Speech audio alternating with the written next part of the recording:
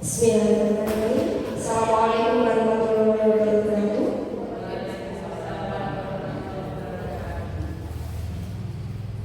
Terima kasih atas kehadiran Ibu Kepala Sekolah Ibu Wakil Sri Sulanjali Sarjana Seni beserta rekan sejauh Bapak Ibu Guru dalam menghadiri acara seminar dasar komunikasi pengenalan nilai dan etika pada instansi pemerintahan yang akan dibawakan oleh Ibu Baiti Sarjana Pendidikan dengan judul Upaya Peningkatan Kemampuan Literasi Siswa melalui media peta teki silang di SMP Negeri 21 Kota Surakarta. Berikut saya paparkan rangkaian acara pada hari ini. 1. Pembukaan oleh Ibu Wakil Sri Sulanjali selaku Kepala Sekolah serta Mentor Orientasi P3K tahun 2025. 2. Inti kegiatan pemaparan oleh Ibu Baiti Sarjana Pendidikan. 3. Saran masukan dari rekan sejawat. 4. Penutup. Sebelum dimulainya acara, hadirin dimohon berdiri untuk menyanyikan lagu Indonesia Raya.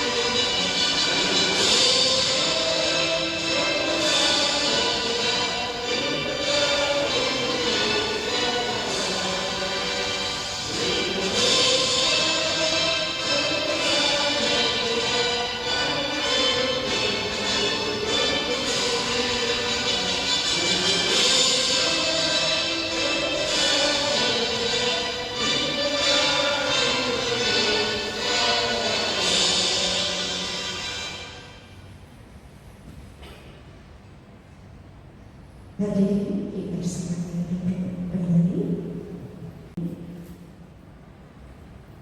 Acara berikutnya yaitu pembukaan oleh Ibu Kepala Sekolah Ibu Wakil Sri Sulanjali Sarjana Seni. Waktu dan tempat saya persilakan.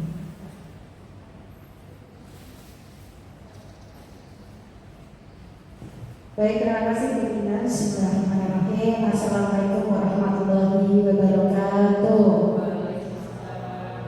Apa kabarnya Bapak Ibu? Alhamdulillah. Terus bersyukur hari ini bisa bertemu di sini dalam keadaan yang sehat. Saya masih bersemangat untuk mengikuti seminar dan di hari ini saya ucapkan selamat untuk teman-teman, terutama Ibu Baiti yang hari ini akan melaksanakan tugas rangkaian dari MOC, yaitu seminar hasil laporan orientasi pengenalan nilai dan etika pada instansi pemerintah khususnya di SMP Negeri 21 Kota Surakarta. Bu Baiti adalah termasuk salah satu guru yang berpotensi yang saya yakin sudah melakukan riset dan penelitian yang mendalam serta menemukan serta memetakan juga kebutuhan belajar atau hal-hal yang perlu diperbaiki di sekolah kita tercinta. Dan hari ini saya berharap best practice beliau ini menjadi satu acuan referensi bagi perbaikan kita bersama. Sekali selamat melakukan seminar, semoga semuanya berjalan dengan lancar. Mohon Bapak Ibu semuanya nanti bisa memberikan umpan-umpan positif demi kemajuan dari hasil seminar ini.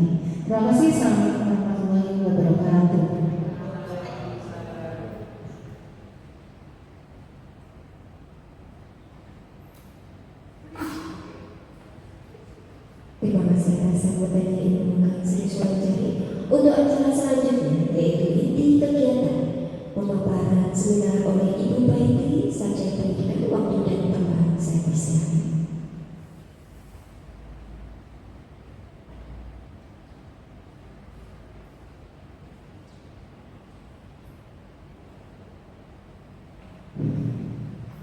Bismillahirrahmanirrahim. Assalamualaikum warahmatullahi wabarakatuh. Ya, yang terhormat Kepala SMPN Negeri 21 Kota Surakarta, Ibu Kang Sri Sulanjari Sarjana. Yang kami hormati Bapak Ibu yang telah menyempatkan hadir pada siang hari ini. Tak lupa salam kita hadirkan kepada jumlah kita yang bersama Muhammad sallallahu alaihi wasallam. Ya, di sini saya akan seminar hasil laporan orientasi pengenalan nilai dan etika pada instansi pemerintah bagi P3K dari dengan pemerintah Kota Surakarta di unit SMP Negeri 21 Kota Surakarta. Sebelumnya, perkenalkan, nama saya Baiti Hanifah, Sarjana Pendidikan, untuk NIM-nya 1998/2024/2017. Untuk jabatan ahli pertama guru IPA, unit kerja SMP Negeri 21 Kota Surakarta, dan mentor Ibu Kang Sri Sulanjari Sarjana. Selanjutnya di sini tema yang saya angkat yaitu upaya peningkatan kemampuan literasi siswa melalui media dan istilah di SMP Negeri 21 Kota Surakarta. Oke, untuk selanjutnya jadwal orientasi sudah dimulai pembukaan dari tanggal 16 Mei dilanjutkan dengan MOOC dari tanggal 17 sampai 23 Mei 2025. Untuk evaluasi akademik dilaksanakan tanggal 26 sampai 28 Mei 2025. Untuk remedial tanggal 4 sampai 5 Juni, dan orientasi tempat kerja dilakukan pada tanggal 10 sampai 18 Juni, dan seminar dilakukan pada tanggal 19 sampai 20 Juni. Nah, bab pertama yang berkaitan dengan pendahuluan. Di sini latar belakang kegiatan orientasi pengenalan nilai dan etika pada instansi pemerintah adalah yang pertama pengertian dari P3K. Jadi kita dikenalkan dari makna dari P3K, yaitu salah satu bentuk pegawai aparatur sipil negara atau ASN yang diatur dalam Undang-Undang Nomor 5 Tahun 2014 tentang ASN. Yang poin kedua, P3K memiliki peran yang penting dalam mendukung kinerja pemerintah, khususnya di bidang yang membutuhkan tenaga profesional dengan ahli khusus termasuk tenaga pendidik. Yang ketiga, orientasi P3K ini dilaksanakan pada tahun 2025 ini merupakan langkah awal yang penting dalam proses integrasi para pegawai baru ke dalam lingkungan kerja SMP Negeri 21 Kota Surakarta. Sehingga ketika selesai dari proses orientasi ini diharapkan P3K bisa memberikan aksi nyata di unit satuan unitnya, yaitu SMP Negeri 21 Kota Surakarta. Nah, untuk maksud dan tujuan dari orientasi ini adalah yang pertama pengenalan tugas dan fungsi ASN, yang kedua adalah pengenalan nilai dan etika pada instansi pemerintah Kota Surakarta. Yang kedua, tujuan peserta mampu memahami program orientasi dan mengenal nilai dan etika instansi pemerintah Kota Surakarta. Yang kedua adalah peserta mampu mengaktualisasi nilai-nilai dasar ASN gerakan. Untuk waktu dan tempat dilaksanakan mulai tanggal 6 Mei sampai 20 Juni 2025 untuk tempat SMP Negeri 21 Kota Surakarta yang bertempatan di Jalan Karenan nomor 27 Semarang. Untuk selanjutnya yaitu berkaitan dengan nilai dan etika pemerintah Kota Surakarta. Yang pertama kita sampaikan yaitu berkaitan dengan visi misi pemerintah Kota Surakarta. Visinya yaitu mewujudkan Surakarta sebagai kota budaya yang modern, tangguh, bersih, kreatif, dan sejahtera. Misinya terdapat 7 poin. Yang pertama, meningkatkan kualitas kesehatan masyarakat yang berkelanjutan. Yang kedua, memperkuat pertumbuhan ekonomi yang ada dan berkelanjutan. Yang ketiga, mewujudkan tata ruang dan infrastruktur kota yang mendukung pemajuan kebutuhan dan pariwisata berkelanjutan. Yang keempat, meningkatkan kualitas dan daya saing pemuda dan masyarakat umum di bidang pendidikan, ekonomi, seni budaya, dan olahraga. Yang kelima, mengembangkan tata kelola pemerintahan dan pelayanan publik yang bersih,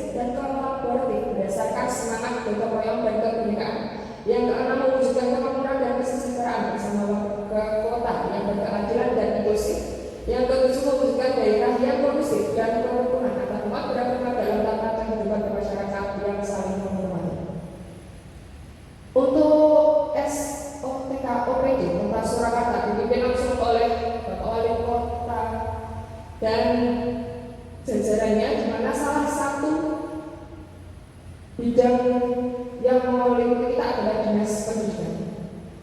Selanjutnya yaitu berkaitan dengan nilai dan etika organisasi, di mana organisasi perangkat daerah yang meliputi sekolah SMP Negeri 21 Kota Surakarta adalah Dinas Pendidikan, di mana Dinas Pendidikan memiliki visi terwujudnya layanan pendidikan yang bermutu dan berkelanjutan. Di sini Dinas Pendidikan Kota Surakarta memiliki misi meningkatkan keterjangkauan dan perluasan layanan pendidikan yang bermutu, meningkatkan keterjangkauan dan perluasan layanan pendidikan yang paripurna, dan meningkatkan sumber daya aparatur yang membidani pelayanan. Di sini SOPK OPD Dinas Pendidikan dipimpin oleh Kepala Dinas Pendidikan, ada sekretaris dan jajarannya. Untuk satuan unit kerja, di sini adalah saya ditempatkan di SMP Negeri 21 Kota Surakarta yang memiliki visi terbentuknya insan yang berprestasi, terampil, berkarakter, peduli lingkungan berdasarkan etika dan impact. Dan untuk misinya di sini ada 6 poin. Yang pertama adalah mewujudkan prestasi akademik dan non akademik yang kompetitif. Yang kedua, mewujudkan kegiatan belajar mengajar atau KBM dan bimbingan secara profesional. Yang ketiga, mewujudkan profil belajar Pancasila. Yang keempat, mewujudkan lingkungan dan warga sekolah yang mendukung pembelajaran, pencegahan pencemaran lingkungan dan kerusakan lingkungan serta pelestarian lingkungan. Yang kelima, mewujudkan pemanfaatan teknologi informasi dan komunikasi dalam pembelajaran dan manajemen sekolah. Yang terakhir, mewujudkan nilai-nilai keimanan dan berpikir. Untuk SOPK OPD SMP Negeri 21 Kota Surakarta dipimpin langsung oleh Guru Sri Sumanjari. Yang selanjutnya ada jajaran komite sekolah dan kepala tata usaha, dan ada wangkat kurikulum yang dipimpin oleh Pak Supanda, wangkat kesiswaan dipimpin oleh Pak Tri Isnadi, wangkat humas dipimpin oleh Pak Sekolawati, dan wangkat sarkas dipimpin oleh Pak Agus. Bab keempat berkaitan dengan rencana kerja dan hasil kerja PDK, di mana tadi sudah disinggung sedikit bahwa orientasi pengenalan nilai dan etika pada instansi pemerintah diharapkan PDK memiliki aksi nyata di satuan unit di mana jadi ditempatkan. Nah, di sini saya mengambil identitas isu yang saya amati berdasarkan saya selama di sini. Yang pertama, adanya kesulitan memahami materi pelajaran sehingga mempengaruhi hasil belajar. Yang kedua, kesulitan siswa mengakses informasi yang diperlukan untuk belajar karena sulit menghubungkan informasi satu dengan informasi lain. Yang ketiga, kesulitan siswa untuk menghubungkan informasi satu dengan yang lain sehingga mempengaruhi kemampuan unsur tersebut. Nah, di sini identifikasi isu ini saya amati selama pembelajaran dan selama tes, di mana siswa ketika saya memberi pernyataan soal, di situ siswa kesulitan untuk mencari jawabannya di buku paket. Sebelum mereka mencoba membaca, mereka pasti sudah memberi pertanyaan terlebih dahulu. Bu, ini halaman berapa? Bu, ini di bagian mana? Padahal mereka belum mencoba untuk membaca. Nah, di sini adalah salah satu kekhawatiran saya apabila literasi siswa ini tidak ditingkatkan atau dibudayakan, maka akan mengganggu proses belajar selanjutnya. Nah, maka dari itu isu yang saya angkat adalah kemampuan literasi baca tulis yang tidak terlatih dapat mempengaruhi hasil belajar. Jadi literasi di sini adalah berkaitan literasi baca tulis, bukan hanya baca yang baca acak baca, tapi berkaitan dengan memahami makna dari suatu kata dan menghubungkannya makna kata itu dengan makna yang lain sehingga dia bisa membuat kesimpulan dan membuat pernyataan. Nah, gagasan yang diangkat adalah upaya peningkatan kemampuan literasi siswa melalui media dakwah Islam di SMP Negeri 21 Kota Surakarta. Nah, kenapa saya memilih media dakwah Islam? Karena di sini anak-anak sulit untuk belajar secara auditori. Jadi ketika saya menjelaskan saja, anak-anak akan susah untuk terkontrol dan beberapa kali sulit untuk menyimpulkan, sehingga saya melalui media dakwah memilih media dakwah Islam. Lanjut. Nah, rencana kerja dan hasil kerja di sini saya harapkan selaras dengan visi SMP Negeri 21 Kota Surakarta, yaitu terbentuknya insan yang berprestasi, terampil, berkarakter, peduli lingkungan, berdasar kita dan impact. Di sini mungkin lebih khususnya berkaitan dengan aspek berprestasi, di mana diharapkan literasi bisa meningkatkan hasil belajar siswa. Nah, kegiatan yang pertama identifikasi isu, yaitu dilakukan dengan tahap kegiatan observasi kemampuan literasi siswa, di mana output atau hasilnya itu menentukan isu bahwa kemampuan literasi siswa kurang diperdayakan sehingga menghambat siswa untuk memahami materi. Selanjutnya, tahap kedua. Kegiatan kedua yaitu merencanakan aktualisasi media terkait Islam. Tahap kegiatannya adalah yang pertama mencari website yang membantu dalam pembuatan media terkait Islam. Yang kedua menentukan jadwal pelaksanaan penerapan media terkait Islam, dan ketiga menentukan strategi pembelajaran. Dan hasilnya atau outputnya yang pertama website pembuatan media terkait Islam, yaitu WordPress, yang kemudian jadwal pelaksanaan penerapan media terkait Islam dilakukan di awal rangkaian pembelajaran. Jadi sebelum siswa itu melanjutkan materi secara lengkap atau membahas materi lanjutan, maka di sini kita seperti cek ombak dulu melalui terkait Islam, apakah mereka memahami kata-kata yang akan muncul di pembahasan selanjutnya. Yang selanjutnya adalah strategi belajar, yaitu saya mau menentukan dengan collaborative learning dengan kelompok kecil. Karena kalau dalam bentuk kelompok besar, kebanyakan siswa itu nanti bakal nyamperin, jadi saya tentukan sebagai kelompok kecil. Yang ketiga, yaitu proses pembuatan media terkait Islam. Di sini menyusun media terkait Islam sesuai dengan materi pembelajaran.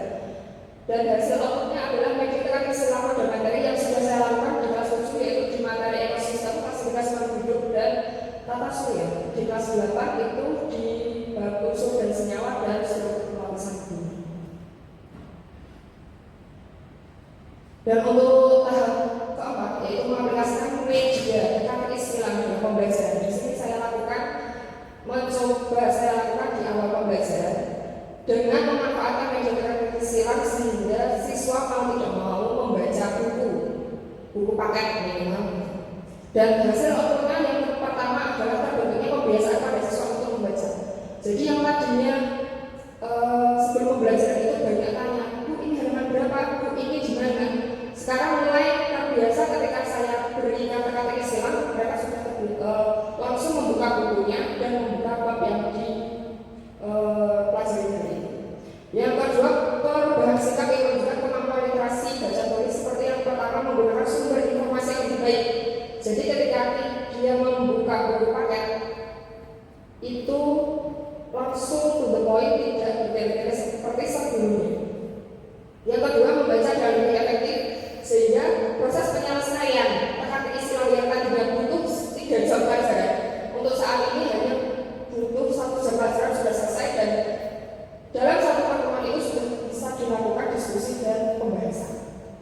Yang ketiga itu adalah berpartisipasi aktif dalam diskusi. Nah, di sini siswa mulai tahu bagaimana cara berdiskusi dan bagaimana cara untuk bekerja kelompok, di mana bagi tugas ataupun sharing informasi itu mulai dilakukan. Kalau pas awal dulu mereka masih egonya terlalu tinggi sehingga tidak mau membagi informasi, sehingga ketika temannya kesusahan dibiarkan saja. Dan untuk langkah yang kelima adalah melakukan evaluasi. Di sini tahap kegiatannya adalah menganalisa seluruh rangkaian pembelajaran dan membuat laporan. Output ataupun hasilnya adalah diharapkan adanya peningkatan kemampuan literasi belajar siswa di SMP Negeri 21 Kota Surakarta. Yang kedua adanya partisipasi aktif dan feedback positif dari peserta didik. Nah, ada rencana kerja menengah, yaitu yang pertama, tahap pertama yaitu identifikasi isu, di mana output hasilnya adalah kemampuan literasi baca tulis yang tidak terlatih dapat mempengaruhi hasil belajar. Terus untuk tahap kedua merencanakan aktualisasi media terkait Islam, yaitu adapun hasilnya tujuan rancangan pembelajaran yang menggunakan media terkait Islam. Untuk tahap ketiga kegiatannya adalah membuat media terkait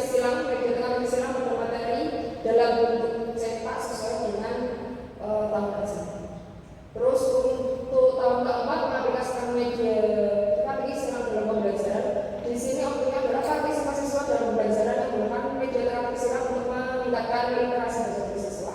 Lalu tahun kelima melakukan evaluasi kegiatan di mana hasil analisis peningkatan kemampuan literasi bagi siswa di SMP Negeri 21 Kota Surakarta berdasarkan observasi perubahan sikap. Adapun begitu, proses penggunaan media terapi Islam itu tadi bisa dilakukan dalam jangka waktu yang lebih pendek sebenarnya. Terus untuk terakhir yaitu untuk di sini saya simpulkan bahwa berdasarkan yang sudah saya lakukan, walaupun dalam jangka waktu yang pendek, yang pertama siswa memiliki kemampuan berkurangnya kesulitan siswa dalam memahami materi pelajaran dengan adanya peningkatan kosakata baru dan pemanfaatan sumber informasi dengan lebih baik. Yang kedua, berkurangnya kesulitan siswa untuk mengakses informasi dan diperlukan untuk belajar. Karena teka istilah sendiri membantu siswa meningkatkan kemampuan membaca secara efektif dengan memahami petunjuk dan mengisi jawaban. Yang ketiga, berkurangnya kesulitan siswa untuk menghubungkan informasi satu dan yang lain dengan ditunjukkan kemampuan menuju kesimpulan yang lebih baik. Dengan demikian, penerapan media teka istilah di pembelajaran menjadi salah satu strategi efektif untuk meningkatkan kemampuan literasi siswa. Ada begitu sedikit dokumentasi ketika penerapan di kelas. Di sini siswa berdiskusi menggunakan buku paket sebagai sumber informasi. Yang mereka sangat enjoy di kelas sampai bosan-bosan. Untuk selanjutnya, nah di sini juga dokumentasi siswa melaksanakan istilah dan mencoba untuk mengkomunikasikan hasil diskusinya. Nah ini hasil kerja siswa di mana hasil siswa mengisi teka-teki silang di materi ekosistem dan tata sumber. Dokumentasi metode yang sudah kami lakukan kepada ibu kepala sekolah dan wakil kurikulum dan Makassar. Nah demikian seminar dari saya. Apabila saya katanya kami mohon maaf. Terima kasih. Wassalamualaikum warahmatullahi wabarakatuh.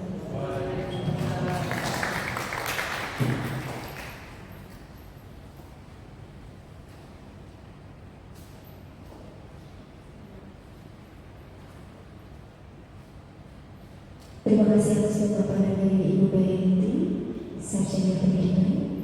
Untuk acara selanjutnya yaitu misalkan masukan dari rekan senior. Silakan. Bu Endang Sakti.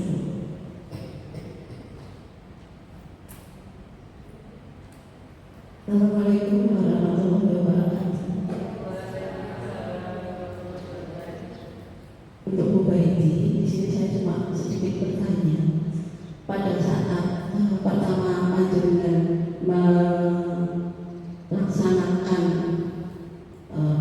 media pembelajaran itu, apa kendala? Ya, kendala yang panjenengan hadapi, karena kita tahu anak-anak kita itu anak-anak istimewa. Itu aja.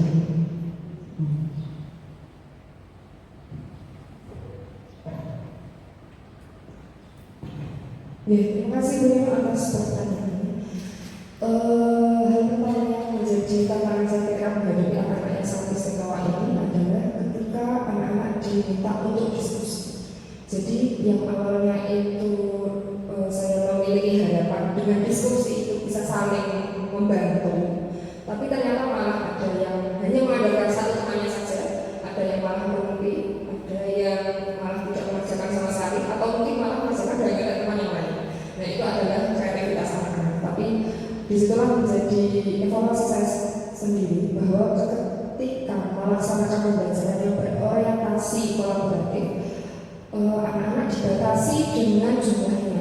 Ketika jumlah anggota kelompok itu terlalu besar, maka ada potensi anak-anak itu tidak aktif dan berbagi perannya itu tidak rata.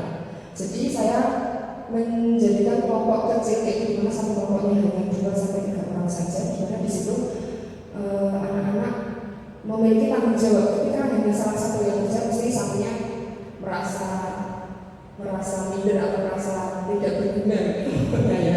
Jadinya ada sanksi sosial di sini. Nah, di sini saya memilih alternatif dengan membentuk kelompok ekonomi kecil. Yang kedua, ketika pemanfaatan media televisi itu beberapa kali hampir setuju itu adalah media yang baru. Jadi sebelumnya anak-anak belum pernah mengisi. Jadi untuk mengisi misal krunya mendatar dan menurun, nah itu mereka masih bingung ketika ada nomornya yang sama. Nah di situ menurut saya adalah hal yang baru bagi anak-anak. Jadi anak-anak lumayan tertarik walaupun juga untuk menemukan jawabannya mereka membutuhkan waktu yang lama. Begitu. Terima kasih. Ada feedback mungkin? Oke. Terima kasih.